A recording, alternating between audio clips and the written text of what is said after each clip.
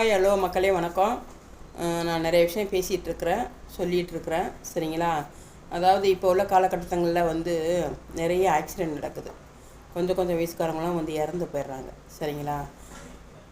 அது நம்ம இயற்கை நம்மளுக்கு கொஞ்சம் வயசு காலத்துலேயே நம்ம போகணுன்ற தலையெழுத்து, அதனால் அப்படி போயிடுச்சு அப்படின்லாம் சொல்லி நம்ம நினச்சிட்ருக்குறோம். ஆனால் அது உண்மை கிடையாது சரிங்களா. அப்படிலாம் போக முடியாது. நம்மளுக்கு மரணமே இல்லை சரிங்களா. ஆனால் நடந்துகிட்ருக்குது. அது ஒரு 70-80 வயசில் நடந்துட்டால் கூட பரவாயில்ல. அது சும்மா 30 வயசு 20 வயசு இப்படி கொஞ்சம் வயசுக்காரங்களாம் துள்ள துடிக்க போயிட்டுருக்குறாங்க. அது ஏன் நடக்குதுன்னா, அங்கங்கே இருக்கிற ஒரு குட்டி குட்டி சின்ன சின்ன கெட்ட சக்திகள் என்ன செய்யுது, நம்ம போகும்போது வரும்போது குறுக்கால போய் வண்டியை பிடிச்சி தள்ளி இப்படி ஏதாவது ஒரு பண்ணி நம்மளை கொன்றுது சரிங்களா. அது இனிமேல் நடக்கக்கூடாது.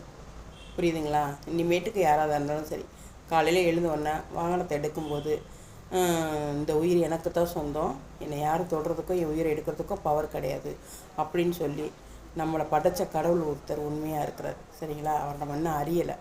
மனசுக்குள்ளே நினச்சிக்கோங்க. அவர் நம்மளுக்கு உடம்பு உயிர் எல்லாம் கொடுத்ததுன்னா கடவுள் தான். அவரை மனசுக்குள்ளே நினச்சிக்கோங்க. கடவுளே தயவுசெய்து இந்த மாதிரி எதுவும் நடக்காமல் என் உயிரை யாரும் எடுக்கக்கூடாது, என்னை யாரும் தொடவும் கூடாது, இந்த உடலுக்கு இந்த உயிர் சொந்தம், இதை எடுக்க யாருக்கும் அனுமதி கிடையாதுன்னு சொல்லி முடிவு பண்ணி வாகனத்தை எடுத்து பயணம் போங்க. போயிட்டு பத்திரமா வர்றதுக்கான ஒரு பாதையை வகுத்துக்கோங்க சரிங்களா. உயிர் எடுக்க யாருக்கும் எந்த பவரும் கிடையாது, எழுதப்படவும் கிடையாது. நம்ம கடைசி காலத்து வரையும் நல்ல முறையில் வாழணும் சரிங்களா. அதெல்லாம் பயணம் பண்ணுறவங்க மனசுக்குள்ளே இது நல்லா ஆழமாக நினச்சி வச்சுக்கோங்க. யாரும் தொடாத அளவுக்கு பார்த்துக்கோங்க சரிங்களா. கடவுளை உண்மையாக வேண்டுங்க.